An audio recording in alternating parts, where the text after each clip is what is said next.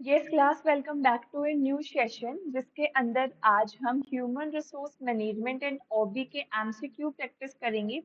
इससे पहले भी हमने एक क्लास ली थी जिसमें लगभग हमने 30 to 35 क्वेश्चन प्रैक्टिस किए थे सेम एचआर एंड ओबी के। ये उसी का आपका सेकंड पार्ट है। तो चलिए बिना टाइम वेस्ट करे स्टार्ट करते हैं विद द फर्स्ट क्वेश्चन, जिसमें आपको बताना है डिसीजन मेकिंग मॉडल के बारे में। सबसे पहले डिसीजन मेकिंग मॉडल कितने होते हैं, कौन कौन से होते हैं, मेरे को वो बता दो।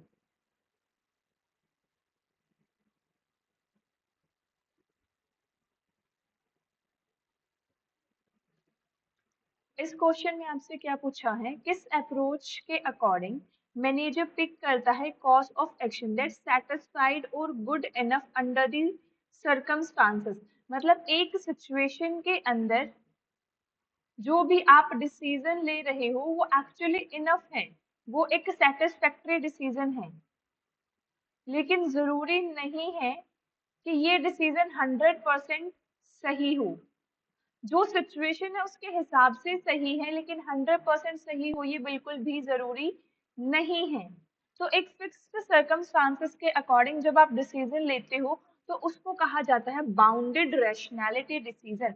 बाउंडेड रैशनैलिटी डिसीजन का मतलब ही ये होता है कि कुछ पॉसिबल सॉल्यूशन के साथ आप सबसे बेस्ट नहीं बट सिचुएशन के अकॉर्डिंग जो बेटर है उसे चूज कर रहे हो। This is known as bounded rationality model. उसके बाद है बिहेवियरल अप्रोच। बिहेवियरल अप्रोच के अंदर क्या होता है, बिहेवियरल अप्रोच के अंदर आपका साइकोलॉजिकल बिहेवियर, आपका social, psychological, emotional factor depend करते हैं डिसीजन मेकिंग पे। आपके सोचने समझने की क्षमता के हिसाब से आपका डिसीजन लिया जाता है। नेक्स्ट आपका garbage can model. Garbage can model बिल्कुल नाम ही बताता है कि गार्बेज का एक कैन है, इसके अंदर आपने प्रॉब्लम डाली, इसके अंदर आपने सॉल्यूशन डाल दिया, इसके अंदर आपने कॉम्प्लेक्सिटी डाल दी, इसके अंदर ही आपने सारी चीजें मिक्सअप कर दी, ब्यूरोक्रेसी भी है यहाँ पे, आपकी जितने भी पार्टिसिपेंट हैं, जो भी ऑप्शन है वो सब आपने गार्बेज कैन के अंदर मिक्स कर दिया।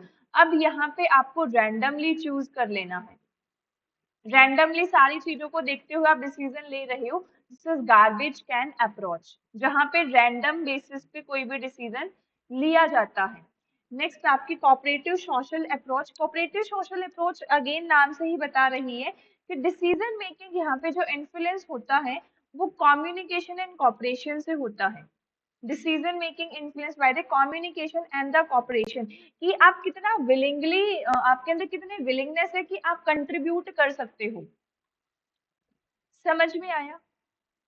Next question. नेक्स्ट क्वेश्चन में आपको कस्टमर से रिलेटेड कुछ वैल्यूज दी गई है और आपसे पूछा गया है ratio between the customer received benefit and the resources they use to obtain those benefit. मतलब कि कस्टमर को क्या लगता था कि उसे क्या बेनिफिट मिलेगा, एक्चुअली में रिसोर्सेज को यूज करने के बाद उसे क्या बेनिफिट मिला, उसकी रेशियो को क्या कहा जाता है। वन बाय वन ऑप्शन को रिकॉर्ड करते हैं। सबसे पहला कस्टमर रॉयल्टी है। लॉयल्टी का तो मतलब ये है कि आपका कस्टमर सिर्फ और सिर्फ आपका प्रोडक्ट ही परचेज करेगा, वो कहीं और नहीं जाएगा। तो ये हमारे कस्टमर प्रिसीव्ड बेनिफिट, और बेनिफिट लेने के बाद एक्चुअली में प्रोडक्ट यूज करने के बाद उसे क्या बेनिफिट मिला। मतलब कि प्री एंड पोस्ट अप्रोच आप इसे कह सकते हो कि प्रोडक्ट यूज करने से पहले क्या लगता था, यूज करने के बाद क्या लगता है, लेकिन ये लॉयल्टी से रिलेटेड नहीं है। नेक्स्ट है कस्टमर रिटेंशन। कस्टमर रिटेंशन का मतलब है कि अपना प्रोडक्ट देने के बाद किस हद तक आप अपने कस्टमर को अपने बिजनेस के साथ जोड़े रख सकते हो। दिस इज कस्टमर रिटेंशन, कितने टाइम तक आप उसे रिटेन करके रख सकते हो, अपने साथ रख सकते हो। हाँ, अगर हम उसको जो उसने सोचा था उससे बेटर अगर उसे देंगे तो ऑफ कोर्स कस्टमर रिटेंशन हमारी हाई हो जाएगी, नो डाउट। लेकिन क्या इसमें ये पूछा है कि कस्टमर रिटेंशन हाई कब होगी या कस्टमर रिटेंशन लो कब होगी? कस्टमर रिटेंशन कभी भी रेशियो नहीं बताती परसीव्ड बेनिफिट या फिर आपके कॉस्ट बेनिफिट के बारे में। ऑफ कोर्स रॉन्ग है ये भी। नेक्स्ट है कस्टमर वैल्यू। देखो ये ना जहाँ पे आपके थ्योरेटिकल पॉइंट आ जाता है वहां पे थोड़ा सा आपको की डिफरेंसेस को समझते हुए बेस्ट ऑप्शन को छांटना होता है, ध्यान रखना इन पॉइंट का। उसके बाद है कस्टमर वैल्यू। कस्टमर वैल्यू आपका ये बताता है कि कस्टमर की कितनी वैल्यू है, उसको कितना बेनिफिट मिलना चाहिए था और एक्चुअली में उसे कितना बेनिफिट मिला। जो इसका करेक्ट आंसर बनेगा वो बनेगा मेरा option number B, that is the customer value. समझ में आया? नेक्स्ट नेक्स्ट आपको मैच द फॉलोइंग का क्वेश्चन दे रखा है, जहां पे एक तरफ आपको line authority, staff authority, line manager और स्टाफ मैनेजर। देखो यहाँ पे एक चीज करते हैं, दो चीजें दे रखी हैं इसमें, क्या क्या? एक तो लाइन और एक स्टाफ। ठीक है, line manager, staff manager, line authority, staff authority, manager and authority.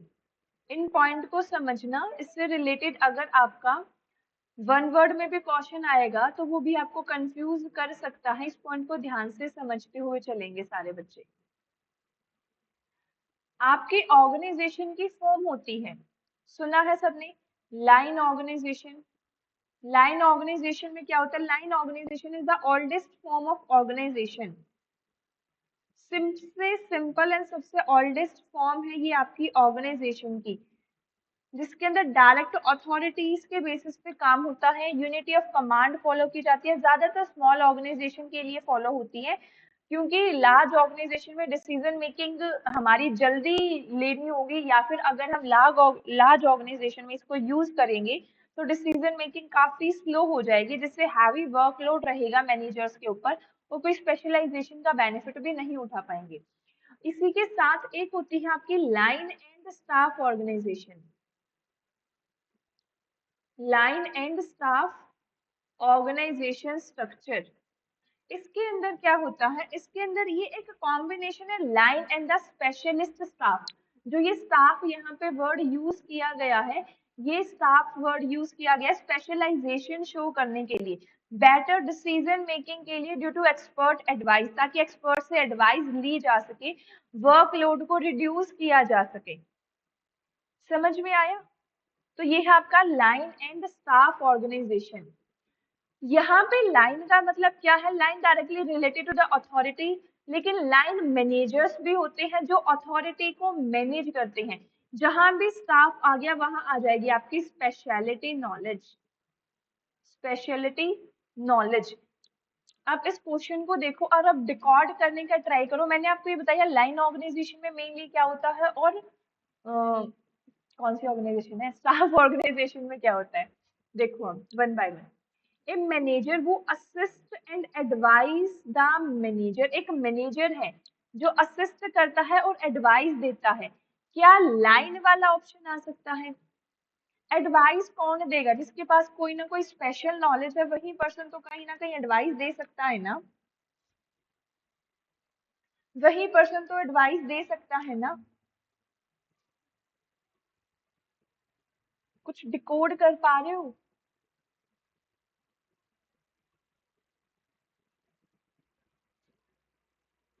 Manager की बात की है, एडवाइस की बात की है, स्टाफ मैनेजर इसका करेक्ट आंसर बनेगा। अब देखो, a traditional line manager, a traditional gives manager. Traditional कौन सी है? लाइन। मैनेजर वर्क करते हैं right to issue order to the other manager और एम्प्लॉय। बहुत बहुत बहुत सिंपल है, ट्रेडिशनल है, मैनेजर इशू की जाती है, हायरार्की और ऑर्डर्स की बात हो रही है। नेक्स्ट देखो अब, gives a manager the right to advise। यहाँ एडवाइस दी जा रही है दूसरे मैनेजर्स को, एडवाइस देता है हमारा स्टाफ, और मैनेजर्स की बात हो रही है तो कहीं ना कहीं अथॉरिटी आएगी।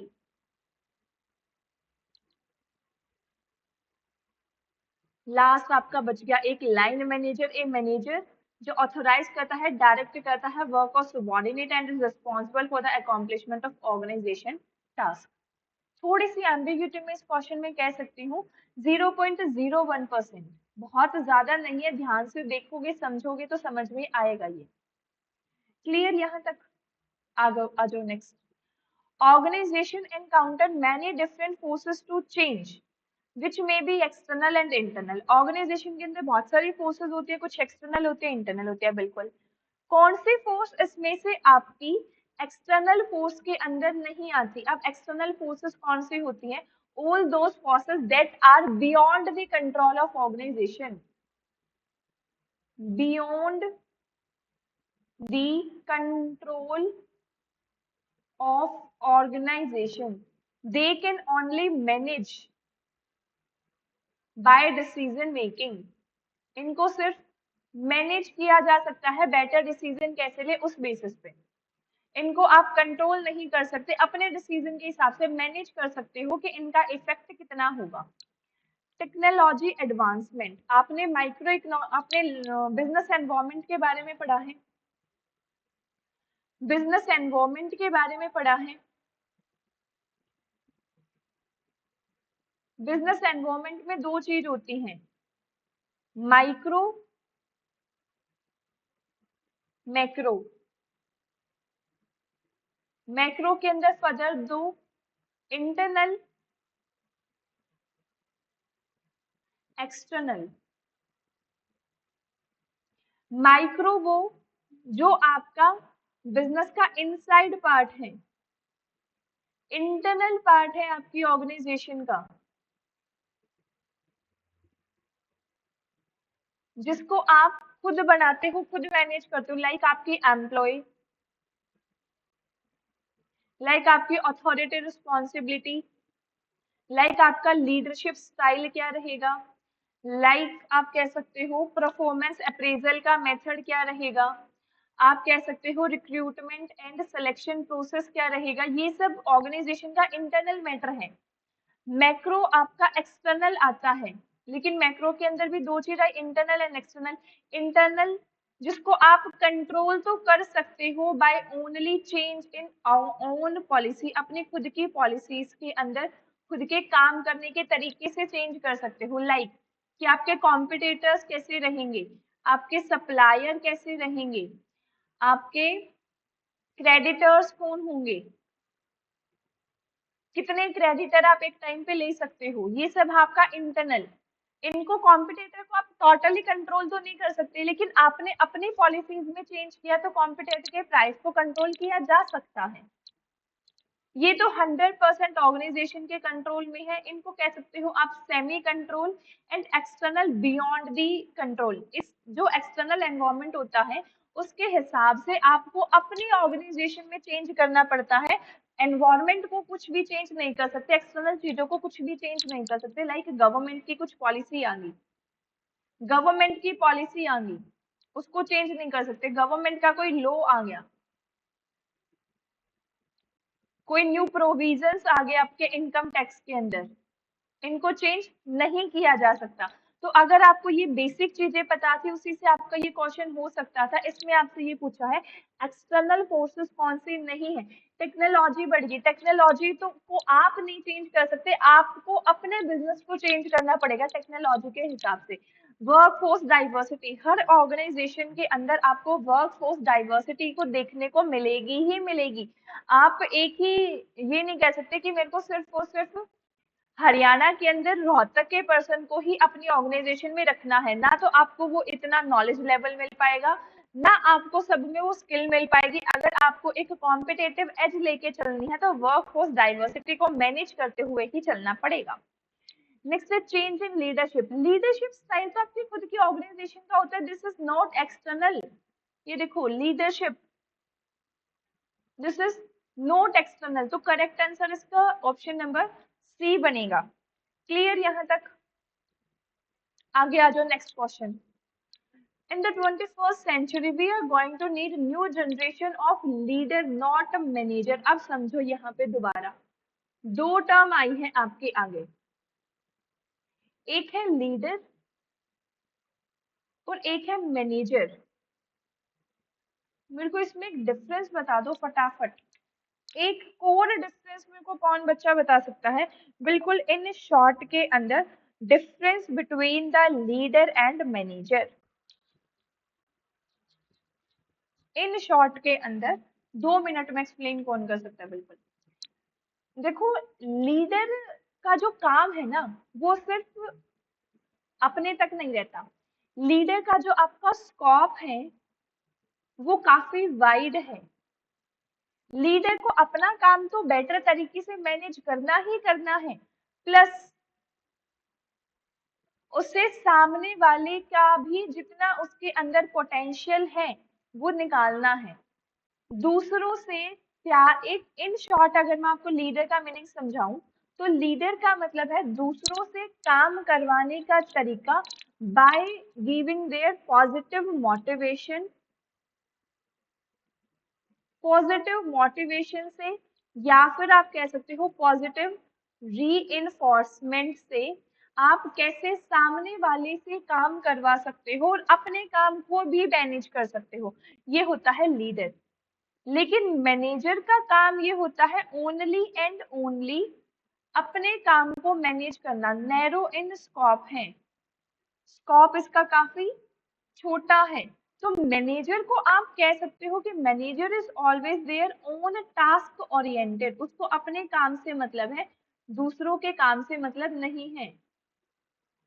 लेकिन लीडर आपका टास्क नहीं, ये आपका पीपल ओरिएंटेड होता है, ये आपका पीपल ओरिएंटेड होता है। समझ में आया? अब समझो इस क्वेश्चन को भी। 21st सेंचुरी के अंदर हमें नए जनरेशन के लीडर की जरूरत है, मैनेजर की नहीं। बिल्कुल सही बात है।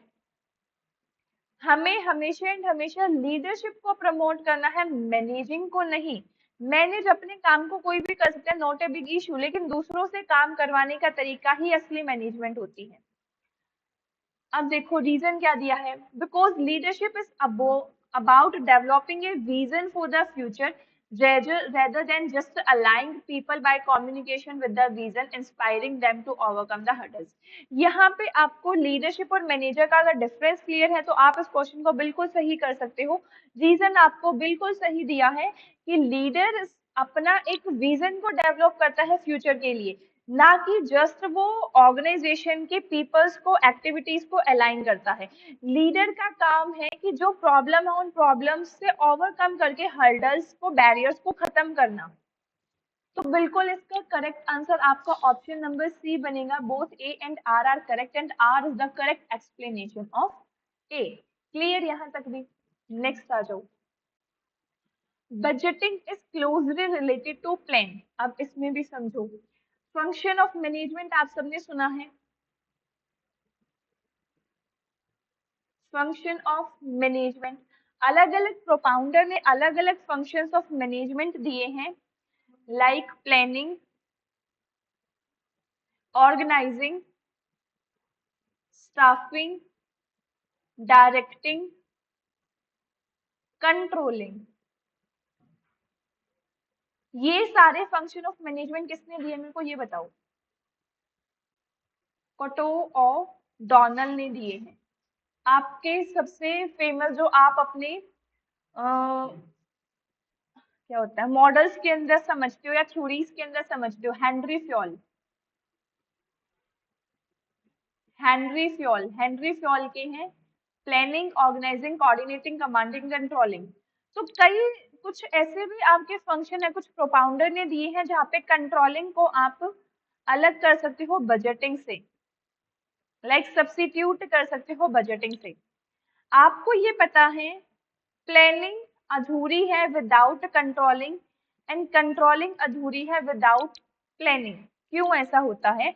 क्योंकि जब तक मैंने जो प्लान बना लिया, मैंने उस पर वर्क स्टार्ट कर दिया, मैं उस पर काम करने लग रहा हूँ, जब तक उसका मेरे पास कोई ना कोई कंक्लूजन नहीं आया, मैंने ये इवेल्युएट नहीं किया, मैंने ये नहीं देखा कि प्लान करने के बाद जो मैंने काम किया उसका रिजल्ट कितने परसेंट आया, मेरी प्लानिंग में कहाँ कमी रही या प्लान करने के बाद एग्जीक्यूशन में कहाँ कमी रही, जब तक इन चीजों को मैंने एवेल्युएट ही नहीं किया, मैंने चेक ही नहीं किया, तो प्लान करने का क्या फायदा हुआ? कुछ भी नहीं। तो यही चीज आपके बताती कि प्लानिंग या कंट्रोलिंग या प्लानिंग को आप रिलेट कर सकते हो बजटिंग के साथ भी। दीज आर इनकम्प्लीट, अपने अपने आप में ये इनकम्प्लीट होते हैं। क्लियर यहाँ तक? देखो अब इसमें क्या बता रखा है, Budgeting is closely related to planning in organization that involve 4 stages. इसके करेक्ट सीक्वेंस बताओ। सबसे पहले प्लानिंग के अंदर क्या होगा, आप ऑब्जेक्टिव सेट करोगे। सबसे पहले तो स्ट्रेटेजी बना नहीं दोगे, गोल को स्पेसिफाई तो कर नहीं दोगे, पहले तो ऑब्जेक्टिव बताओगे। ऑब्जेक्टिव के बाद अब यहाँ कंफ्यूजन आप लोगों को आएगी कि पहले गोल को स्पेसिफाई करें या हम स्ट्रेटेजीज को ले डाउन करें। यहाँ अब मेरे को बताओ, पहले गोल बनाओगे या पहले स्ट्रेटेजी बनाओगे। अगर आपको यहाँ गोल और स्ट्रेटेजी के अंदर डिफरेंस क्लियर है तो इसका आंसर आप बिल्कुल सही दे दोगे।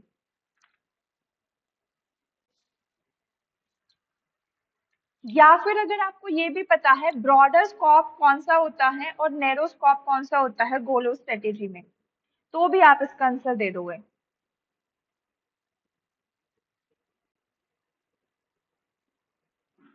देखो जो आपका स्ट्रेटेजी है ना, स्ट्रेटेजी बनाई जाती है लॉन्ग टर्म के लिए। स्ट्रेटेजी बनाई जाती है लॉन्ग टर्म के लिए। Strategy is a type of long term plan. वहीं पे गोल क्या है, गोल आपका एक कह सकते हो एक फ्यूचर ओरिएंटेड है। आप कह सकते हो डिजायर्ड आउटकम यहाँ पे आपको देखना है। क्या देखना है, डिजायर्ड आउटकम। यहाँ गोल हमेशा एंड हमेशा एक टारगेट के लिए बनाया जाता है। तो जब आपने अपना ऑब्जेक्टिव सेट किया उसके बाद ही तो अपना गोल सेट करोगे। गोल सेट होने के बाद फ्यूचर में देखोगे अब लॉन्ग टर्म में क्या करना है, या सीधा लॉन्ग टर्म पे टूट जाओगे, ऐसे तो नहीं होता है। तो जो ये पॉइंट है ना, जो ये छोटे छोटे पॉइंट हैं कि यहाँ अगर गोल और स्ट्रेटेजी में डिफरेंस क्लियर होता तो आप कर लेते। तो इन पॉइंट को पकड़ के रखना। गोल क्या होते हैं, goal always and always smart. Yes, ये निमोनिक है याद करने का। स्पेसिफिक होना चाहिए, ये आपके पर्टिकुलर चीज पे ही वर्क करता है। गोल आपका मेजरेबल होना चाहिए, जिसे आप टाइम के साथ अपनी इफिशिएंसी के साथ मेजर कर सकते हो। गोल आपका अचीवेबल होना चाहिए। आपने इतना हाई गोल रख लिया जिसको कोई अचीव ही नहीं कर पा रहा है तो उसका कोई फायदा नहीं होगा। और आर से क्या था, आर से मेरे को एक बार ध्यान नहीं है, आप लोगों को किसी को पता है तो मेरे को बताना। आर था आपका रेलेवेंट। गोल आपका रेलेवेंट होना चाहिए, जो भी आप काम कर रहे हो उससे रेलेवेंट होना चाहिए गोल। नेक्स्ट आपका टाइम बाउंडेड। गोल आपका हमेशा टाइम बाउंडेड होता है। समझ में आया ये पॉइंट भी। चलिए बढ़ते हैं नेक्स्ट क्वेश्चन पे। Why has the bureaucratic form of organization has fundamentally cautioned? क्यों ब्यूरोक्रेटिक फॉर्म ऑफ ऑर्गेनाइजेशन को क्वेश्चन किया जाता है? सबसे पहले तो ये बता दो फॉर्म्स ऑफ ऑर्गेनाइजेशन कितनी होती हैं। 2 फॉर्म तो अभी मैंने आप लोगों को बताई भी।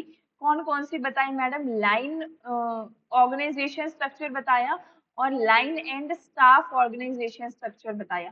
थर्ड फॉर्म यहाँ आ गई हमारी bureaucratic. Bureaucratic form of organization. अब ब्यूरोक्रेटिक फॉर्म ऑफ ऑर्गेनाइजेशन क्या होती है, what do you mean by the term bureaucratic form of organization? देखो ब्यूरोक्रेटिक फॉर्म ऑफ ऑर्गेनाइजेशन ऐसा ऑर्गेनाइजेशन स्ट्रक्चर है, सबसे पहले तो दिया किसने ये पता होना चाहिए, मैक्स वेबर ने आपका दिया था।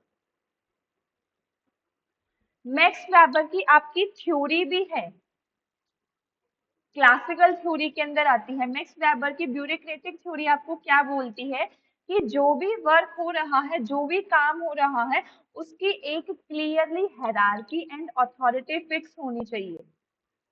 ऑर्गेनाइजेशन में हर पर्सन की एक हायरार्की और अथॉरिटी फिक्स होनी चाहिए। अच्छे तरीके से डिवीजन ऑफ वर्क होना चाहिए, रूल रेगुलेशन होना चाहिए। तो ब्यूरोक्रेटिक फॉर्म ऑफ ऑर्गेनाइजेशन आपके फॉर्मल स्ट्रक्चर को प्रमोट करती हैं और ये आपके इनफॉर्मल स्ट्रक्चर या ह्यूमन रिलेशन स्ट्रक्चर को नेग्लिगेट करती है, क्रिटिसाइज करती है। ज्यादातर आपको bureaucratic form of organization government department में देखने को मिलती है, ये भी ध्यान रखना। अब ऑफ कोर्स इसकी इतनी सारी एडवांटेज है तो कुछ डिसएडवांटेज भी होती है, लाइक फ्लेक्सिबल और इनोवेशन नहीं हो पाता, सबको अपने अपने काम से मतलब है, कोई आगे बढ़कर काम नहीं करता, एक डिसीजन काफी डिले हो जाते हैं, एम्प्लॉय जो है वो लेस मोटिवेट फील करते हैं। समझ में आया? तो आपसे ये पूछा है ब्यूरोक्रेटिक फॉर्म ऑफ ऑर्गेनाइजेशन को फंडामेंटली क्वेश्चन क्यों किया जाता है। अब ये पता चल गया ब्यूरोक्रेटिक फॉर्म ऑफ ऑर्गेनाइजेशन क्या है। अब आपको कीवर्ड पता पकड़ना है इसमें, फंडामेंटली क्वेश्चन, एक बेसिक फंडामेंटल्स जो है उसके ऊपर तो फंडामेंटली क्वेश्चन का मार्क आया है, तो यहाँ पे आपको कहीं ना कहीं इसके लिमिटेशन की बात हो रही है। तो कहीं ना कहीं ब्यूरोक्रेटिक फॉर्म की लिमिटेशन जो बेसिक एक ऑपरेशंस के अंदर प्रॉब्लम क्रिएट करती है, आपको वो पॉइंट पकड़ना है इसमें कि ब्यूरोक्रेटिक फॉर्म ऑफ ऑर्गेनाइजेशन की ऐसी कौन सी लिमिटेशन है जो बेसिक फंडामेंटल ऑपरेशन को, बेसिक काम करने काम काज में आपकी प्रॉब्लम क्रिएट करती है। इतना इजी मैंने आप लोगों के लिए ये किया है। अभी भी कोई डाउट हो तो बता दो, कोई दिक्कत नहीं है। देखो, pressure the globalization has rendered it unsuitable। हाँ कि ब्यूरोक्रेटिक फॉर्म ऑफ ऑर्गेनाइजेशन में अगर ग्लोबलाइजेशन का प्रेशर आ रहा है तो वो सुटेबल नहीं है, बिकॉज ग्लोबलाइजेशन के लिए आपको एक फ्लेक्सिबल एनवायरनमेंट देना पड़ता है, क्योंकि वहां पे आपके अलग अलग एम्प्लॉयज होते हैं, आपके एम्प्लॉयज का कल्चर अलग अलग होता है, आपको हर पर्सन के नॉर्म्स को, उनके वैल्यूज को रिस्पेक्ट देनी पड़ती है। तो of course this is correct, but ये हमारे फंडामेंटली क्वेश्चन तो नहीं आ सकता, बेसिक काम काज में तो ये प्रॉब्लम क्रिएट नहीं करता। नेक्स्ट है organization are experiencing acute pressure to change and pursue innovation as a means of securing business growth. देखो कहीं ना कहीं ये मेरे को इसका आंसर बिल्कुल ठीक लग रहा है, हम आगे के भी पढ़ेंगे, बट कि ऑर्गेनाइजेशन एक्सपीरियंस करती है यहाँ पे कि उनके ऊपर काफी प्रेशर दिया जाता है चेंज करने का, और उन्हें परस्यू किया जाता है कि वो ग्रोथ करें। बट एक्चुअली में यही तो बेसिक प्रॉब्लम क्रिएट करता है कि एक तो इतनी आपने पूरी की पूरी अथॉरिटी एक फॉर्मल स्ट्रक्चर दे दिया, इतना हाई फॉर्मल स्ट्रक्चर होने के बाद भी आप हमें प्रेशर करते हो कि हमें बिजनेस को ग्रो करना है, इनोवेट करना है। प्रेशर वाली चीज के साथ कभी इनोवेशन और ग्रोथ नहीं होती है, and this is the fundamentally question of the bureaucratic form of organization. ये इसका 100% करेक्ट आंसर बनेगा। आगे के भी पढ़ लेते हैं। Organization have grown so large that it's almost impossible to create an effective bureaucracy to manage them। Organization have grown so large, ठीक है, जैसे जैसे ऑर्गेनाइजेशन बड़ी हो जाती है तो ये ऑलमोस्ट इम्पॉसिबल हो जाता है कि एक बेटर और इफेक्टिव तरीके से हम ब्यूरोक्रेसी को रख सके, और बाय चांस रखने की ट्राई भी करते हैं तो डिसीजंस काफी डिले हो जाते हैं, और जिसके काफी नेगेटिव इम्पैक्ट हमको देखने को मिल सकते हैं। But it is also not a fundamentally question ना, पॉइंट को, कीवर्ड को पकड़ के रखो। फंडामेंटली क्वेश्चन का मतलब है कि करवाना भी चाहते हो और जो स्ट्रक्चर है उस हिसाब से कर भी नहीं सकते हैं। Clear? Fundamental is all about related to the basic work that you demand as a organization. As a organization आप डिमांड भी कर रहे हो कि हमें इनोवेशन करना है, हमें ग्रोथ करनी है, और इतना प्रेशर भी दे रखा है कि ब्यूरोक्रेसी में इतना फॉर्मल स्ट्रक्चर भी दे रखा हो ही नहीं सकता। समझ में आया ये क्वेश्चन? नेक्स्ट आगे आ जाओ। Psychological barriers in communication take place due to the following reason। अब यहाँ आ जाओ, टॉपिक का नाम है आपका barriers of communication. Barrier of communication, communication के बैरियर कौन कौन से हैं?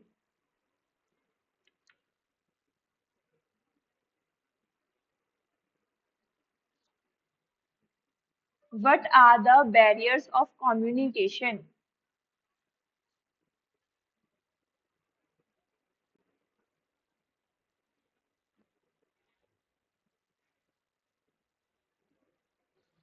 देखो यहाँ पे आपकी जो बात की गई है वो साइकोलॉजिकल बैरियर की बात की गई है। साइकोलॉजिकल बैरियर का मतलब क्या है?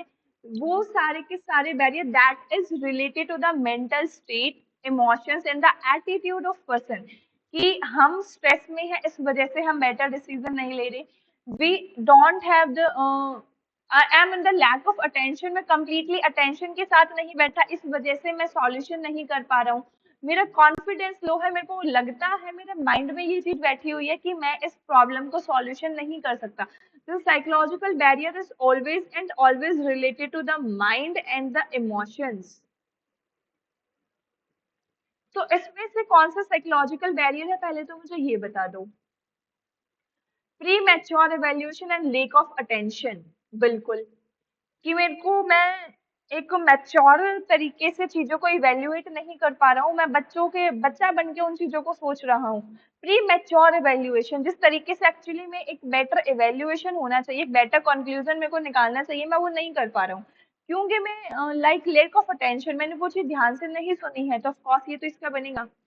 नेक्स्ट है organization facility and the status relationship, बिल्कुल नहीं है, आपके दूर दूर तक कहीं माइंड से रिलेट नहीं है, इसको आप या तो फिजिकल बैरियर में ले सकते हो या फिर आप इसे ऑर्गेनाइजेशनल बैरियर के अंदर ले सकते हो।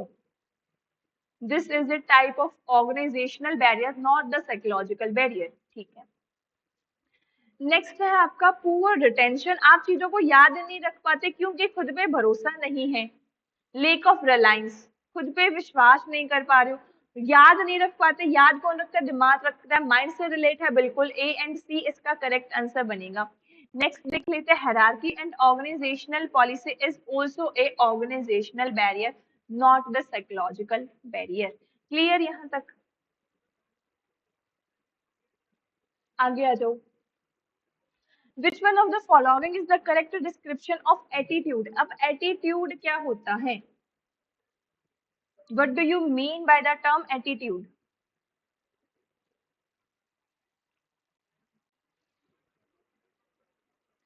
देखो जो आपका एटीट्यूड है इसको लर्न किया जाता है, दिस इज नॉट लाइक कि आप ये आपकी कोई इनबॉर्न कैरेक्टरिस्टिक नहीं है। जब आप छोटे बच्चे थे आपका एटीट्यूड कुछ और था, बड़े हो गए आपका एटीट्यूड कुछ और हुआ। एटीट्यूड एक तरीके से कह सकते हो दैट इज कंफ्यूजन, में भी थोड़ा सा आपको कंफ्यूजन करे परसेप्शन के साथ, लेकिन एटीट्यूड इज लाइक कि चीजों को देखने का या काम को करने का नजरिया। परसेप्शन तो आपको कह सकते हो कि चीजों को देखने का नजरिया,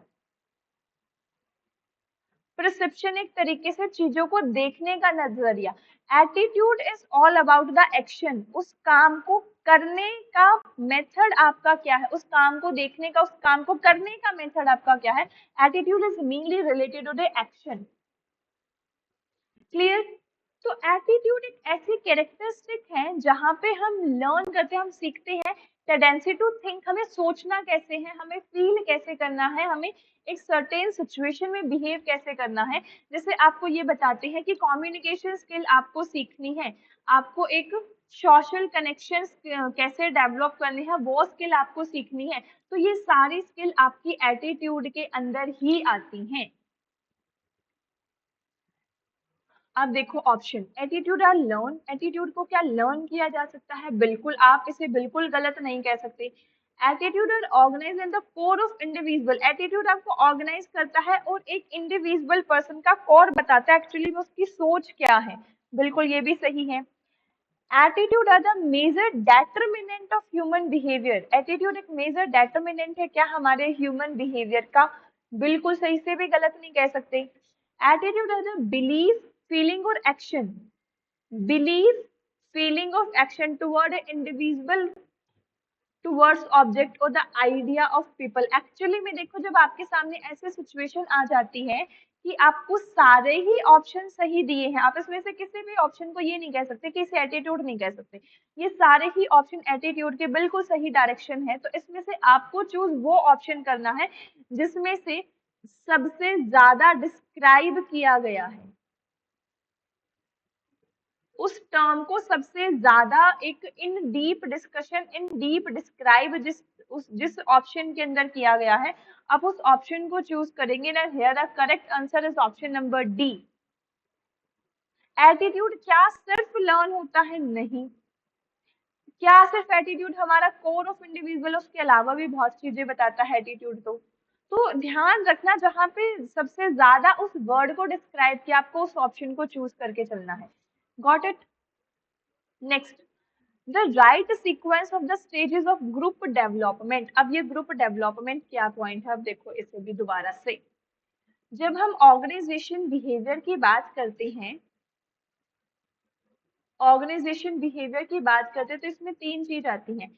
एक आपका इंडिविजुअल का बिहेवियर, एक आपका ऑर्गेनाइजेशन का बिहेवियर, और एक आपका ग्रुप या टीम का बिहेवियर। ग्रुप और टीम में क्या डिफरेंस होता है ये भी मैं एक्सप्लेन करूंगी, लेकिन अभी समझो। जहां पे हम यहाँ पे ग्रुप डेवलपमेंट की जब बात करते हैं, तो ग्रुप डेवलपमेंट की कुछ स्टेजेस हैं।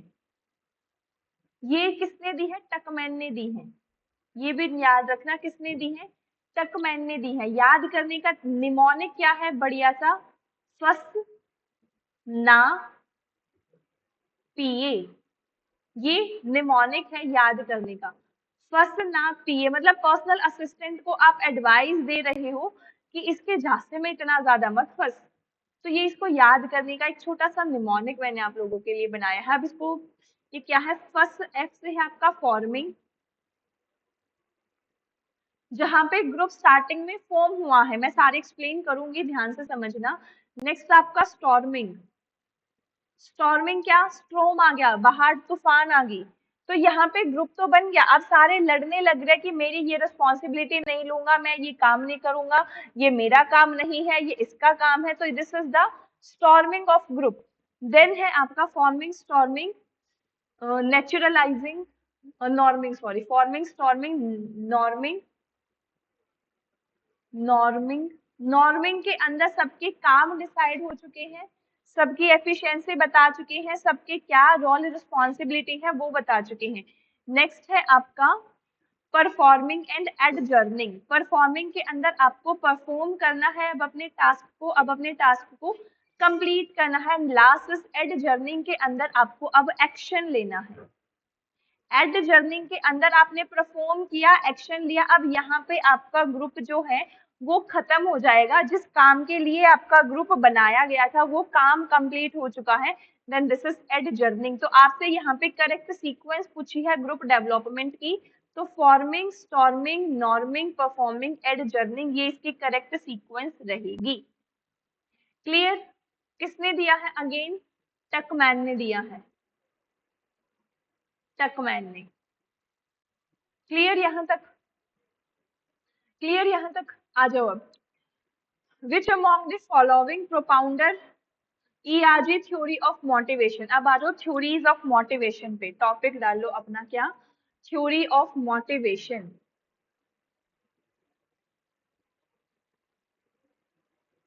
सारी की सारी थ्योरीज बता दो मुझे, जो जो थ्योरी आप लोगों को पता है। कितनी और कौन कौन सी थ्योरीज होती हैं आपकी मोटिवेशन की? तो बताओ सारे मोटिवेशंस की थ्योरी।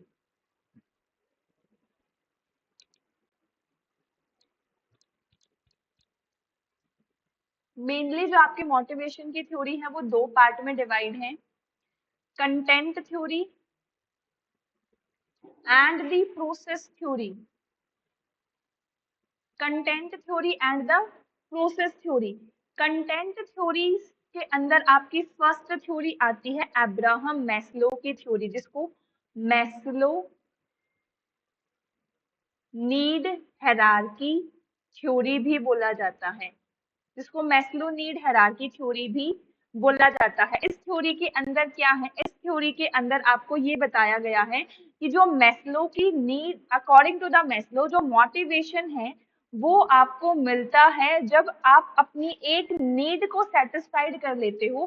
तो मैस्लो ने यहाँ पे नीड की हायरार्की को एक्सप्लेन किया है। कौन कौन सी नीड यहाँ पे मैस्लो ने बताई है वो लिख लो। Psychological need, psychological need, safety need, social need, extreme need, and last one is self actualization need. Self actualization need. ये 5 नीड आप लोगों को मैस्लो ने बताई है, जिसमें ये बताया psychological need is the first and the basic need of human being, जिसमें रोटी कपड़ा मकान बेसिक चीजें आती हैं कि ये सब हर इंसान को मोटिवेशन से पहले अपना रोटी कपड़ा मकान चाहिए। जब उसे ये चीज मिल जाती है तो वो अपने सेफ्टी की तरफ भागता है, वो स्टेबिलिटी की तरफ भागता है, वो प्रोटेक्शन की तरफ भागता है। जब उसके पास उसकी जॉब सिक्योरिटी भी है, स्टेबिलिटी भी है, देन ही वांट कि मेरे को अब एक सोसाइटी से बेटर चीजें मिले, मेरे को एक सोसाइटी से वो वैल्यू मिले। तो वो आती है सोशल नीड, जहाँ पे आप लव, बिलोंगिंगनेस, फ्रेंडशिप की बात करते हो। देन है आपका last second, sorry, extreme need. Extreme need के अंदर अब आप डिमांड करते हो कि सोसाइटी के से आपका एक फ्रेंडशिप वाला एक बेटर बॉन्ड तो है, लेकिन आपका एक ह्यूमन नेचर क्या होता है, हमेशा दूसरों को दबा के रखने का। तो एक्सट्रीम नीड के अंदर थोड़ा सा आता है कि आपका एक स्टेटस होना चाहिए, आपका नाम से आपकी एक फेस वैल्यू हो, आपको रिकॉग्नाइज किया जाए, आपकी वो रिस्पेक्ट हो। तो ये है आपकी extreme need. And the last one is the self actualization need, जहाँ पे पर्सनल ग्रोथ के बारे में बात की जाती है, जहाँ पे मेरा एक, मैं अपने हाई पोटेंशियल तक पहुंच जाता हूँ कि yes, I achieve everything in my life. तो ये है आपकी मैस्लो नीड हायरार्की थ्योरी। समझ में आया? कंटेंट थ्योरी के अंदर नेक्स्ट है आपकी Herzberg two factor theory. Herzberg two factor theory. Herzberg two factor theory के अंदर क्या है, हर्बर्ग ने हर काम को करने के दो फैक्टर बताए हैं। इसका कंप्लीट नेम भी याद होना चाहिए आपको, फ्रेडरिक हर्बर्ग। फ्रेडरिक हर्बर्ग।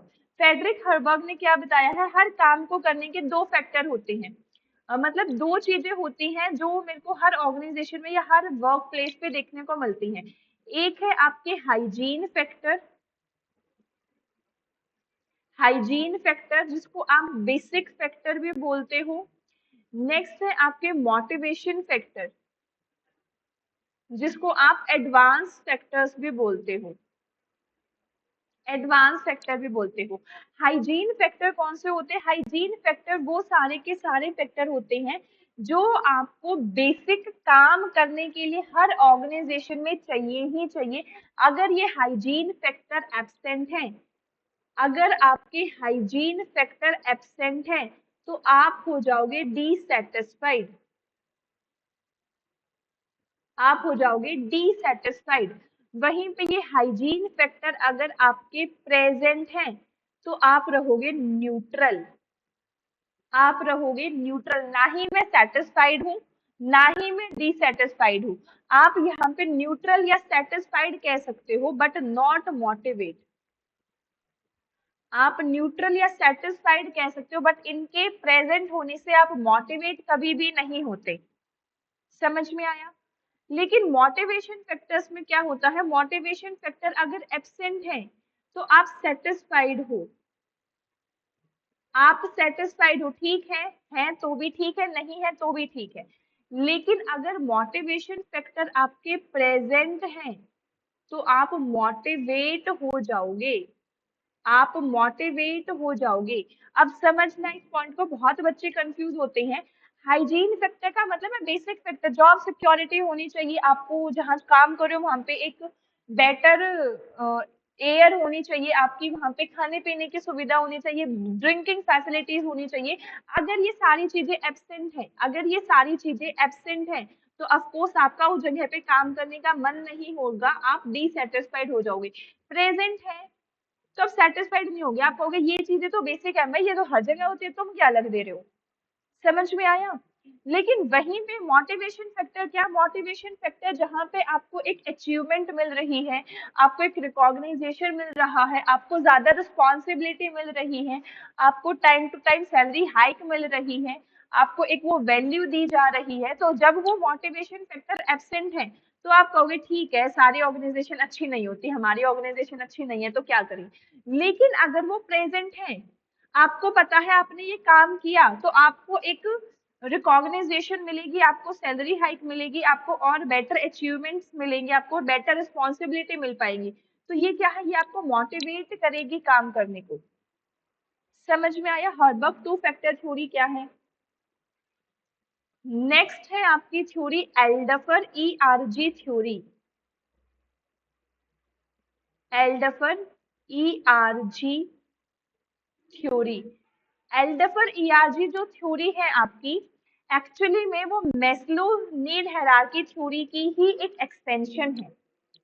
ये मैस्लो नीड हायरार्की थ्योरी की ही एक एक्सटेंशन है। इसमें ये बोला गया है कि ईआरजी का मतलब है एग्जिस्टेंस, कहाँ लिखूं इसे, पेन का कलर चेंज कर देती हूँ ताकि बेटर दिख जाए आपको। एग्जिस्टेंस, रिलेटेडनेस, ईआरजी ग्रोथ,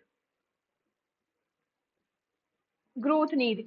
ये कोई भी काम अगर हम करते हैं तो अकॉर्डिंग टू केल्टन एल्डफर, क्या नाम है पूरा, Clayton Alderfer, according to Clayton Alderfer need को सेटिस्फाइड किया है तीन पार्ट में, दैट इज एग्जिस्टेंस नीड जो बेसिक नीड है। एग्जिस्टेंस नीड के अंदर आपकी साइकोलॉजिकल एंड सेफ्टी नीड आती है। नेक्स्ट आपकी रिलेटेडनेस नीड, रिलेटेडनेस नीड के अंदर आपकी सोशल एंड एक्सट्रीम नीड आती है। And the last one is the growth need जिसके अंदर आपका सेल्फ एक्चुअलाइजेशन वाला पॉइंट आता है। तो ये इसी की एक एक्सटेंशन है जहां पर जो मेस्लो ने आपको 5 हायरार्की दी थी या 5 टाइप ऑफ नीड दी थी, उसी को एल्डफर के केल्टन एल्डफर ने 3 पार्ट में डिवाइड किया, that is existence, relatedness and the growth need.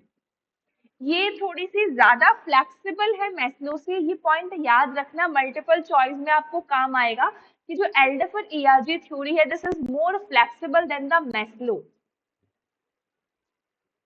क्यों ऐसा क्यों है ये भी देखो, क्योंकि यहाँ पे जो है वो एक साथ दो चीजों पे काम हो रहा है। एल्डफर के अंदर आपकी साइकोलॉजिकल एंड सेफ्टी नीड दोनों पे एक साथ काम हो रहा है, यहाँ पे मल्टी नीड एक ही बारी में फुलफिल की जा रही है। क्लियर हुआ यहाँ तक। नेक्स्ट आपकी एक थ्योरी है जिसका नाम है आपकी एमसी स्केंडेला नीड थ्योरी, जिसमें 3 टाइप की नीड के बारे में बताया है। क्या क्या है, McClelland need theory. McClelland need theory के अंदर आपको 3 टाइप की नीड के बारे में बताया है। कौन सी नीड है आपकी, नीड फॉर अचीवमेंट,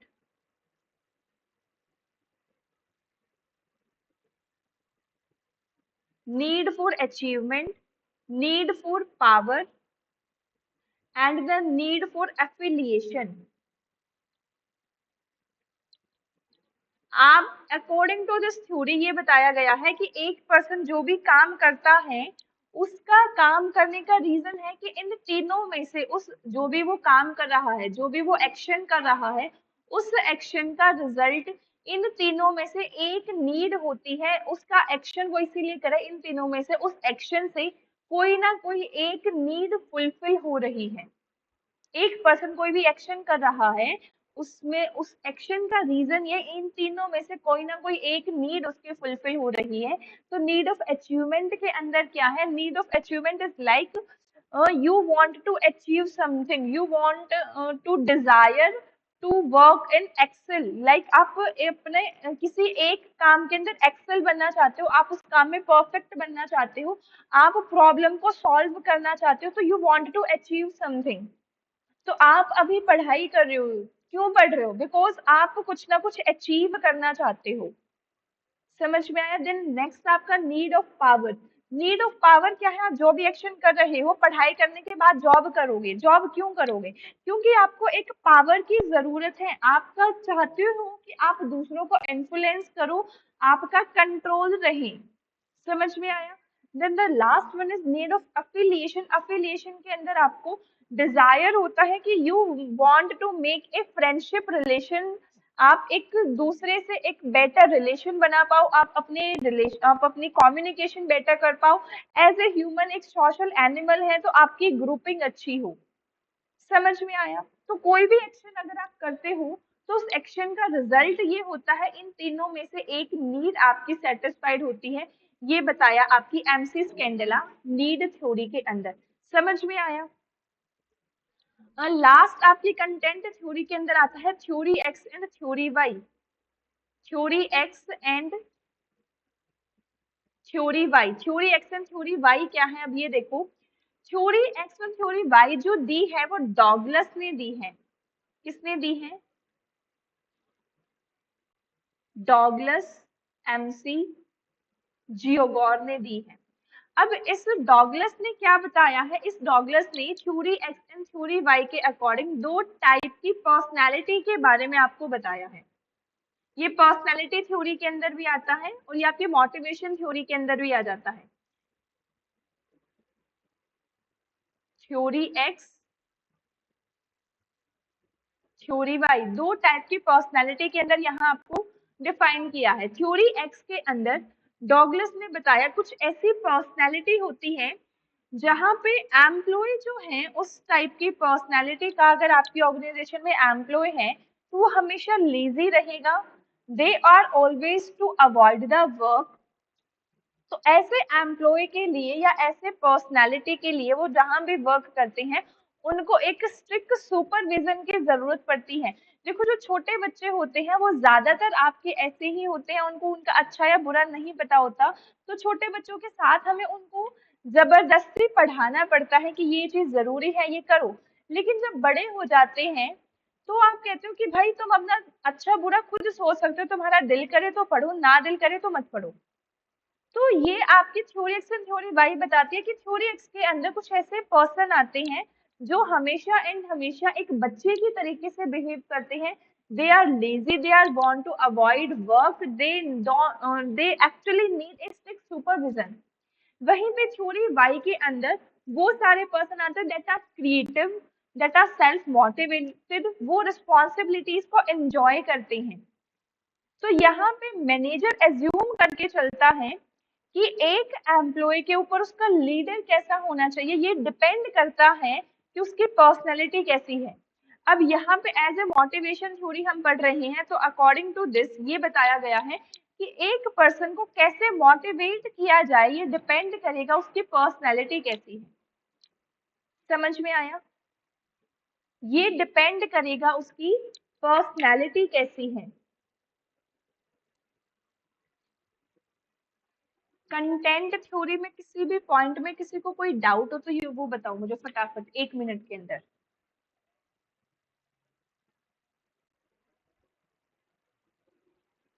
एक पॉइंट और यहीं पे नोट डाउन कर लो सारे। कंटेंट थ्योरी आपको बताती है कि what motivate people, focus on need. ये आपको व्हाट का आंसर देती है कि क्या चीज है जो एक पीपल को मोटिवेट करती है। मैस्लो के अंदर बोला कि हायरार्की एक ऐसी चीज है जो मोटिवेट करती है। हर्बर्ग के अंदर तो सीधा मोटिवेशन फैक्टर ही बता दिए। एल डफर के अंदर भी आपको हायरार्की बताई। एमसी स्केंडेला नीड थ्योरी के अंदर नीड बताई कि ये नीड पूरी हो रही है तो वो उस इंसान काम को करेगा। इन तीनों में से कोई भी नीड पूरी नहीं हो रही है तो वो काम को नहीं करेगा। Next theory X and theory Y के अंदर आपको बताया है कि क्या चीज मोटिवेट करती है, कि उनका ये डिपेंड करेगा कि उनके पर्सनैलिटी कैसी है। क्लियर हुआ? अब आ जाओ प्रोसेस थ्योरी के ऊपर। प्रोसेस थ्योरी में सबसे पहली है आपका vroom expectancy theory. Vroom expectancy theory. Vroom expectancy theory को आप विक्टर व्रूम थ्योरी भी बोलते हो। तो व्रूम एक्सपेक्टेंसी थ्योरी के अंदर जो आपका मोटिवेशन है ना, मोटिवेशन को बोला गया है एक तरीके की force. According to Bloom expectancy theory motivation को बोला गया है एक तरीके की फोर्स। ये एक ऐसी फोर्स है जो डिपेंड करती है कि आपकी एक्सपेक्टेंसी कितनी है, आपकी इंस्ट्रूमेंटेलिटी क्या है। ये मैं टर्म इसको नेक्स्ट पेज पे कर दूं, वेट। ये मैं तीनों टर्म को एक्सप्लेन करूंगी क्या है ये एक्सपेक्टेंसी। एक्सपेक्टेंसी कितनी है, इंस्ट्रूमेंटेलिटी कितनी है, and the last one is valence. ये तीन चीज हैं जिससे आपका मोटिवेशन ड्रीवन होता है, या आप कह सकते हो कि आपकी एक फोर्स ड्रीवन होती है। एक्सपेक्टेंसी का मतलब क्या है कि आप एक्सपेक्ट कर रहे हो, आप अपनी एफर्ट्स दिखा रहे हो, आप यहाँ अपने एफर्ट्स लगा रहे हो, जितने आपके एफर्ट लग रहे हैं उस हिसाब से आपकी परफॉर्मेंस होगी, और जैसे आपकी परफॉर्मेंस है उस परफॉर्मेंस के हिसाब से आपको वैल्यू मिल रही है, आपको रिवॉर्ड भी साथ साथ ऑर्गेनाइजेशन में मिलता जा रहा है। तो ये तीनों चीज मिलकर आपको मोटिवेट करेंगी। समझ में आया? अगर ऐसा है आप एफर्ट्स तो लगाए जा रहे हो, परफॉर्मेंस नहीं निकल रही, आप किसी चीज पे कोशिश करे जा रहे हो, उसका रिजल्ट नहीं निकल रहा, आप करोगे ही नहीं उस चीज को। अब परफॉर्मेंस भी आ रही है, कोशिश भी आपने की और उसका रिजल्ट भी अच्छा निकला, लेकिन ऑर्गेनाइजेशन ने आपको कोई रिवॉर्ड नहीं दिया, आपको वो वैल्यू नहीं दी, आप डिमोटिवेट हो जाओगे कि भाई इतनी तो मेहनत करी कुछ नहीं मिला, अगेन डिमोटिवेट हो जाओगे। मोटिवेशन के लिए या फोर्स के लिए ये तीनों चीजें प्रेजेंट होना जरूरी है। समझ में आया? नेक्स्ट देखो, अब नेक्स्ट थ्योरी है आपकी प्रोसेस थ्योरी के अंदर। प्रोसेस थ्योरी आपको आंसर किसका देती है? हाउ, कि कैसे आप पर्सन को मोटिवेट करते हो। याद रखना ये पॉइंट भी। इसमें नेक्स्ट आपका porter and lower model. Porter and lower model, porter और लोवर मॉडल भी आपकी एक्चुअली एक एक्सटेंशन ही है विक्टर ब्रूम थ्योरी की ही। विक्टर ब्रूम थ्योरी जो आपकी ये थ्योरी की, इसकी एक एक्सटेंशन है, और एक्सटेंशन के ऊपर क्या बताया गया है कि performance depend not only efforts but also the ability and the role of perception. ध्यान से समझना इस पॉइंट को। पोर्टर लोवर मॉडल इसकी एक्सटेंशन है, और इसके अंदर क्या बताया है कि जो आपकी परफॉर्मेंस है ना, वो परफॉर्मेंस सिर्फ और सिर्फ आपकी एफर्ट्स के बेसिस पे नहीं चलती, सिर्फ एफर्ट्स के ऊपर डिपेंड नहीं होती, ये डिपेंड होती है also the ability and role. आपकी काम करने की क्षमता क्या है और आपका काम क्या है, उसके बेस पे भी आपकी परफॉर्मेंस डिपेंड करती है। अब आप एक एग्जांपल लेती हूँ, आप एक तरीके से, आप एक क्या बनोगे, तुम एक इंस्पेक्टर हो। एक इंस्पेक्टर को मैंने एक चपरासी का काम दे दिया, क्या उसकी परफॉर्मेंस अच्छी होगी? वो ऑटोमेटिकली डीमोटिवेट हो जाएगा अगर आप एक इंस्पेक्टर को एक चपरासी का काम दे रहे हो तो। चाहे वो कितने भी एफर्ट्स लगा ले, आपकी परफॉर्मेंस सिर्फ एफर्ट्स के ऊपर डिपेंड नहीं करती, आपकी एबिलिटी क्या है और उस ऑर्गेनाइजेशन के अंदर आपका रोल क्या है, उसके बेसिस पे भी आपकी परफॉर्मेंस डिपेंड करती है। देन परफॉर्मेंस अच्छी आई तो हम रिवॉर्ड की तरफ भागते हैं। ये बताया है कहाँ पे? ये बताया है आपके पोर्टर लोवर मॉडल ने। क्लियर यहाँ तक? नेक्स्ट है आपकी equity theory. Equity theory, equity theory के अंदर आपको ये बताया है कि एक पर्सन को मोटिवेशन मिल सकता है जब उसको कंपेयर जो किया जा रहा है सारी की ऑर्गेनाइजेशन के अंदर, एक तरीके से इक्वालिटी अगर आपको देखने को मिल रही है कि जो एम्प्लॉय जितना अपना इनपुट डाल रहा है उसी हिसाब से उसको आउटपुट भी मिल रहा है in form of reward and motivation. अगर एक एम्प्लॉय ऐसा है जो अपना इनपुट तो कुछ भी नहीं डाल रहा और उसकी सैलरी हाइक किए जा रहा है तो आप डीमोटिवेट हो जाओगे। तो इक्विटी थ्योरी आपकी किसने दी है? जे स्टेसी एडम्स ने दी है। स्टेसी एडम्स ने ये आपकी थ्योरी दी है जिसमें ये बताया है कि ऑर्गेनाइजेशन के अंदर पीपल को एक सिंगल पैरामीटर के ऊपर सबको एवेल्युएट करना चाहिए। Got it? नेक्स्ट है आपकी goal setting theory. Goal setting theory, goal setting theory आपकी किसने दी है? एडविक लॉक ने दी है, और यहाँ बोला गया है कि अगर आपको मोटिवेशन को इंक्रीज करना है then you have to need a clear and specific goal. Again क्या गोल मैंने अभी क्या बताया, गोल क्या होते हैं आपके, स्मार्ट होते हैं, ये मैंने अभी एक्सप्लेन किया था अभी, समझ में आया। ये थी आपकी सारी की सारी मोटिवेशन थ्योरी। देन अगेन अपने प्यारे से क्वेश्चन की तरफ बढ़ते हैं, और आपका क्वेश्चन बहुत छोटा सा था जिसमें सिर्फ ये पूछा गया था कि ईआरजी थ्योरी के प्रोपाउंडर कौन है। देन एल्डफर ईआरजी थ्योरी हमने पढ़ी, तो इसके प्रोपाउंडर आपकी एल्डफर होंगी। एमसी स्केंडेला की कौन सी थ्योरी है मैडम, नीड थ्योरी है। कितनी नीड की बात की है, 3 नीड, कौन कौन सी, अचीवमेंट, एफिलिएशन और पावर। लोके की कौन सी थ्योरी है, लोके की आपकी मैम गोल सेटिंग थ्योरी है, गोल सेटिंग थ्योरी है। स्किनर की आपकी थ्योरी वो लर्निंग के अंदर आएगी, स्किनर की मोटिवेशन की कोई थ्योरी नहीं है। स्किनर की थ्योरी, बीएफ स्किनर आपकी लर्निंग थ्योरी के अंदर आएगा, और बीएफ स्किनर की थ्योरी का नाम है क्या था, मेरे को भी नाम ध्यान नहीं आ रहा, लेकिन बीएफ स्किनर आपके लर्निंग में है, वो हम वहां पे आएगा तब वहां पे पढ़ेंगे। क्लियर यहाँ तक, एक ही क्वेश्चन से हमने सारी की सारी मोटिवेशन की थ्योरी खत्म कर दी।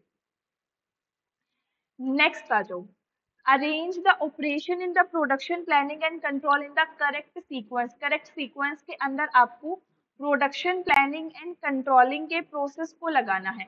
अब यहाँ मैं एज्यूम करके चलती हूँ कि आपको इसके बारे में कुछ भी नहीं पता, मेरे को सिर्फ इतना बताओ कि कोई भी काम जब खत्म होता है क्या उसका फॉलो अप लेते हो। फॉलो अप लेने का मतलब क्या है कि एट लास्ट हम देख रहे हैं कि इसका रिजल्ट क्या रहा, फॉलो अप ले रहे हो आप उसका। मैंने हिंट दे दिया, मेरे को फटाफट इसका आंसर बता दो।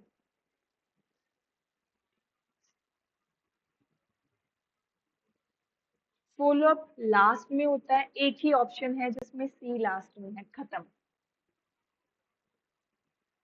देखो अब, सबसे पहले आप रूट डिसाइड करोगे कहाँ से आपको प्रोडक्शन प्लानिंग अपनी करनी है। रूट डिसाइड होने के बाद आप अपना शेड्यूल बनाओगे, आज ये वाली गाड़ी जाएगी, परसों ये वाली गाड़ी इस जगह पे जाएगी, अगले दिन ये वाली गाड़ी हम यमुनानगर भेजेंगे, फिर हम अपनी मिक्सी को बहादुरगढ़ भेजेंगे, फिर हम अपनी मिक्सी को हरियाणा में भेजेंगे, फिर हम अपनी मिक्सी को यूपी में भेजेंगे। शेड्यूल बनाओगे पूरा का पूरा, शेड्यूल बनाने के बाद उसको डिस्पैच कर दोगे, देन लास्ट में फॉलोअप लोगे कि सही सलामत पहुंच भी गई गाड़ी या नहीं पहुंच गई। Is this difficult? बेसिक कुछ भी नहीं आता था तो भी कॉमन सेंस से ये क्वेश्चन हो सकता था। क्लियर यहाँ तक, आगे आ जाओ। नेक्स्ट अगेन एटीट्यूड के ऊपर क्वेश्चन आई, और एटीट्यूड मैंने अभी आपको बताया भी, व्हाट इज एटीट्यूड।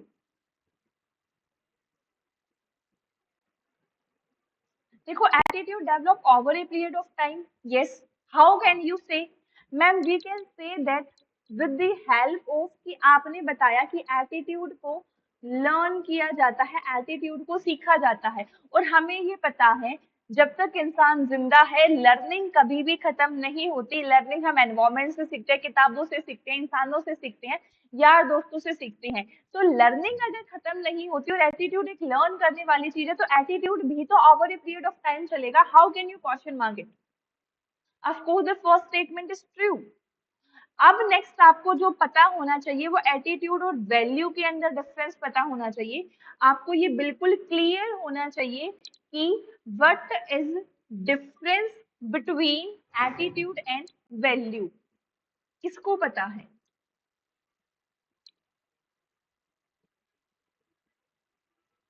देखो समझना एक छोटा सा पॉइंट, एटीट्यूड ना आपका, हम ये कहते हैं ना कि भाई इसके अंदर बहुत एटीट्यूड है, अगर आपसे कोई लड़ने लग जाता है तो एटीट्यूड हम कह देते हैं बहुत एटीट्यूड है इसके अंदर। तो एटीट्यूड आपका एक पर्टिकुलर सिचुएशन में आता है, एक मोर स्पेसिफिक सिचुएशन में आता है कि ये सिचुएशन आई तो आप ऐसे बिहेव करोगे। तो attitude is depend on situation. लेकिन वैल्यूज क्या है, वैल्यूज आपकी एक तरीके की परमानेंट बिलीफ है, परमानेंट बिलीफ है।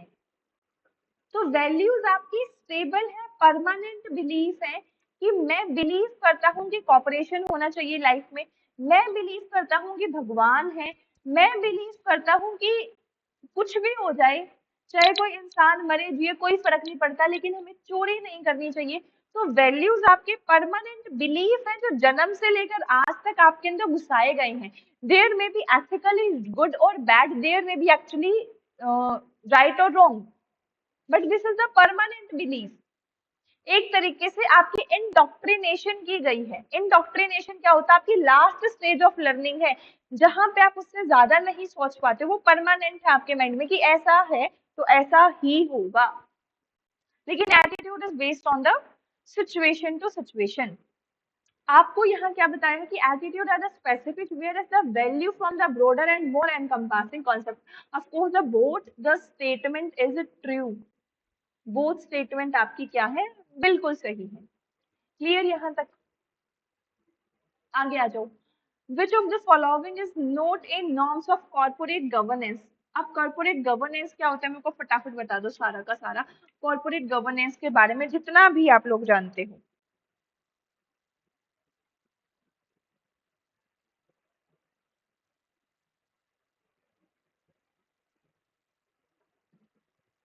कॉर्पोरेट गवर्नेंस की थ्योरीज के बारे में पता है तो मुझे वो बताओ।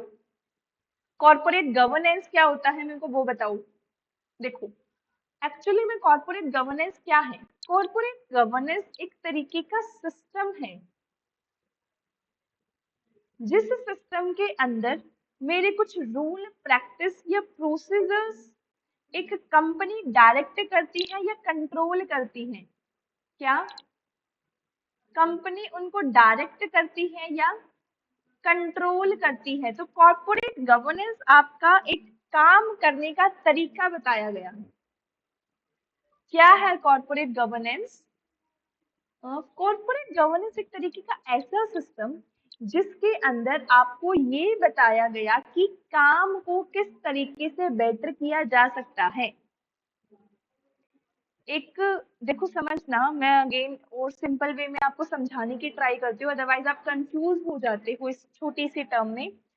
Corporate governance is a means the framework, एक ऐसा फ्रेमवर्क जहां पे company are directed and control in a fair, transparent and accountable manner. एक fair, transparent and accountable manner के अंदर जब कंपनी को या किसी भी ऑर्गेनाइजेशन को कंट्रोल किया जाता है तो उसे कॉर्पोरेट गवर्नेंस कह दिया जाता है। समझ में आया? अब कॉर्पोरेट गवर्नेंस की थ्योरीज कौन कौन सी होती है, थ्योरीज लिख लो फटाफट। जिस जिस बच्चे ने आज तक थ्योरी नहीं पढ़ी वो सारे यहाँ पे आ जाओ। मेनली आपकी 7 थ्योरीज हैं कॉर्पोरेट गवर्नेंस की, वन बाय वन करते हैं। फर्स्ट है आपकी एजेंसी थ्योरी।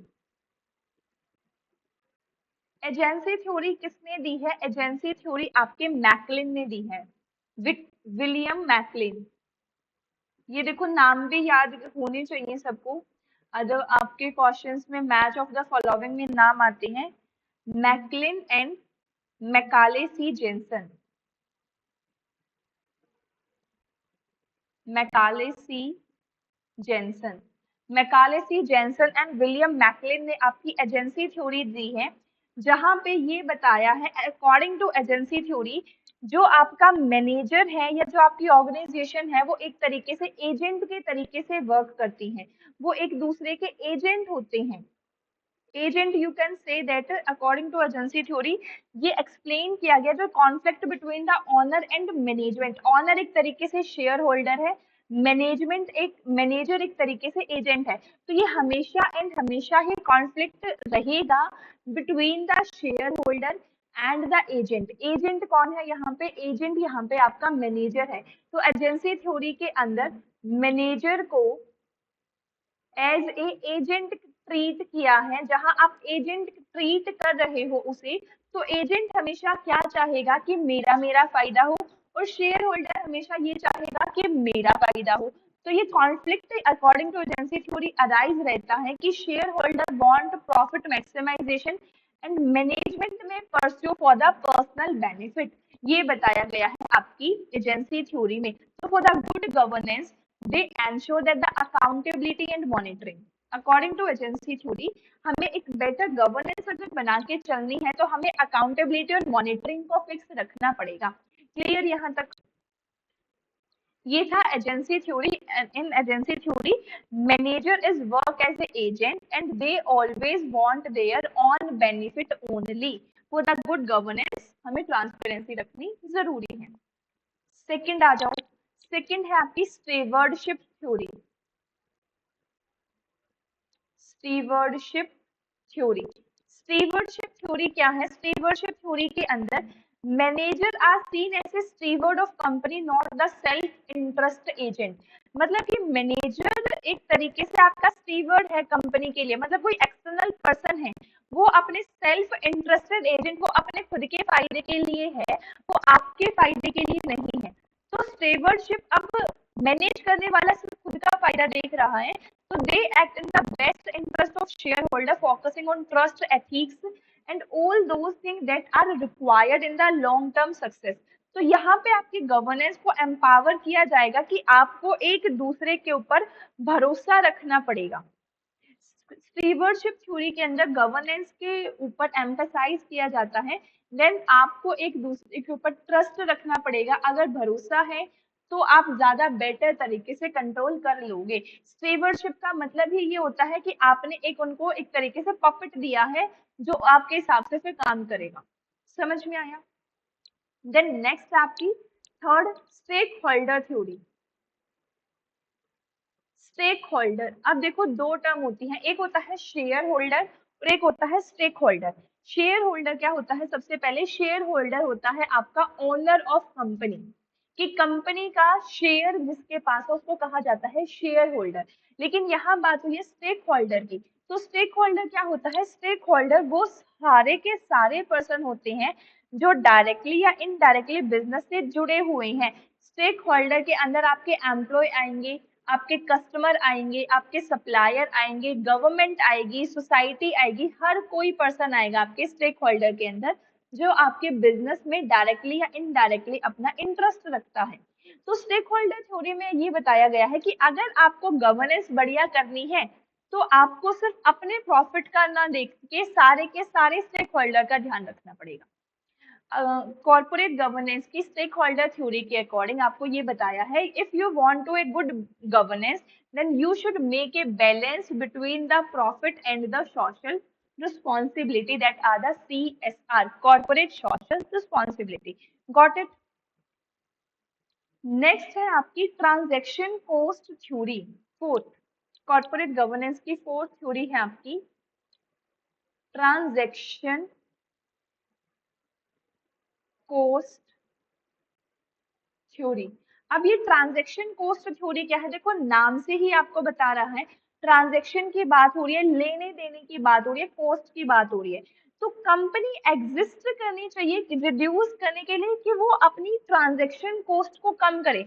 मतलब कि आप लड़ने झड़ने में अपनी कॉस्ट ना लगाओ, आप एम्प्लॉय के ऊपर उसको मॉनिटर करने में अपनी कॉस्ट ना लगाओ, आप एम्प्लॉय को किसी तरीके से एक तरीके से जो कहते हैं ना कंट्रोल करने में अपनी कॉस्ट ना लगाओ। इससे बेटर है कि आप उसे फ्लेक्सिबल एनवायरनमेंट दो और उसको इंटरनली मोटिवेशन दो, तो आपकी कॉर्पोरेट गवर्नेंस बेटर होगी। तो for the corporate governance help minimize the cost by creating efficient and internal control mechanism.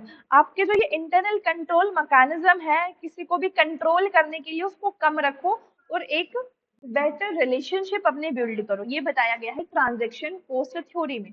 Got it? Next theory है आपकी पॉलिटिकल थ्योरी।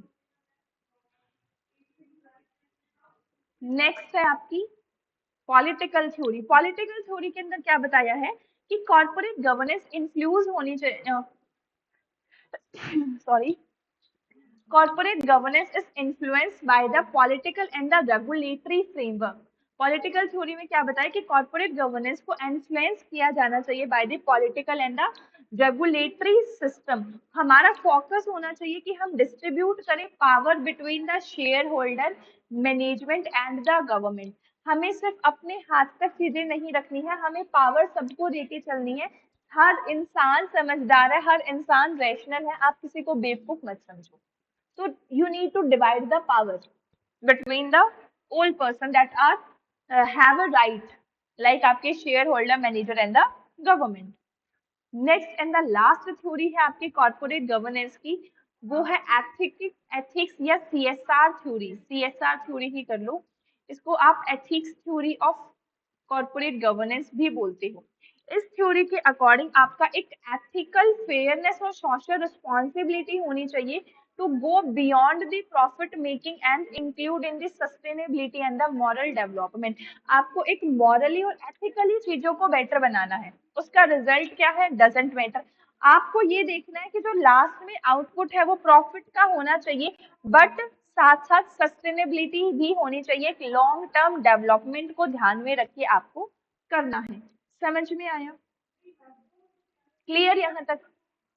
अब आ जाओ, क्वेश्चन क्या था हमारा, Which of following is not a norms of corporate governance। यहाँ corporate governance के norms की बात की गई है कि कौन सा norms नहीं है corporate governance का। corporate governance के लिए एक woman independent director होनी चाहिए बिल्कुल।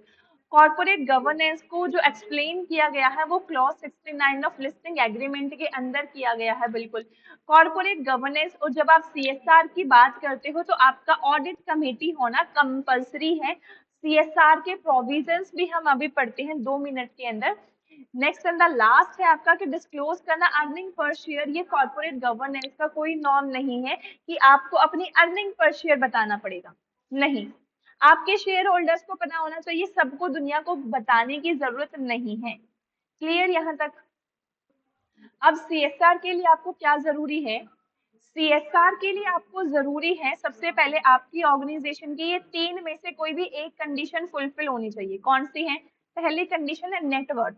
नेटवर्थ आपकी ऑर्गेनाइजेशन की 500 करोड़ या उससे ज्यादा होनी चाहिए, या फिर आपका जो टर्नओवर है, आपका जो टर्नओवर है वो 1000 करोड़ या उससे ज्यादा होना चाहिए, या फिर जो आपका नेट प्रॉफिट है, जो आपका नेट प्रॉफिट है वो 5 करोड़ या उससे ज्यादा होना चाहिए। अगर इसमें से कोई भी एक कंडीशन आप फुलफिल करते हो तो आपको सीएसआर देना पड़ता है। कितना देना पड़ता है मैडम? 2%। किस चीज का 2%? पिछले 3 साल के एवरेज प्रॉफिट का, पिछले 3 साल के एवरेज प्रॉफिट का 2% आपको देना पड़ता है। मैडम अगर ऐसा हुआ, लाइक एग्जांपल लेते हैं एक, कि 2019 के अंदर आपकी कोई भी एक कंडीशन फुलफिल होगी, लाइक आपका टर्नओवर जो है वो ज्यादा हो गया, आपकी टर्नओवर वाली कंडीशन 2019 में फुलफिल होगी, तो 2018 का प्रॉफिट प्लस 2017 का प्रॉफिट, 17 प्लस 18 प्लस 19, इन तीनों साल के प्रॉफिट का एवरेज करके जो भी अमाउंट आएगी इसका 2% आपको एज ए सीएसआर देना पड़ेगा। एंड ध्यान रखना, India is the first country जिसने सीएसआर को मैंडेटरी किया है, कंपल्सरी किया है। ठीक है मैम? अगर नेक्स्ट ईयर मेरा 2020 के अंदर मेरी कोई भी कंडीशन फुलफिल नहीं हुई, तब मुझे क्या करना है? तब आपको कुछ भी नहीं देना। 21 के अंदर भी कंडीशन फुलफिल नहीं हुई, कुछ भी नहीं देना। जिस साल आपकी कंडीशन फुलफिल होगी उससे पिछले 3 साल के प्रॉफिट का एवरेज आपको देना होता है। समझ में आया यहाँ तक? क्लियर है? आज हम इतने ही क्वेश्चन करते हैं, बाकी के क्वेश्चन नेक्स्ट क्लास से कंटिन्यू करेंगे। किसी को कोई डाउट हो तो बिल्कुल बता सकते हो, अदरवाइज आज की क्लास इतना ही रखते हैं। A very very big big thank you so much to all of you.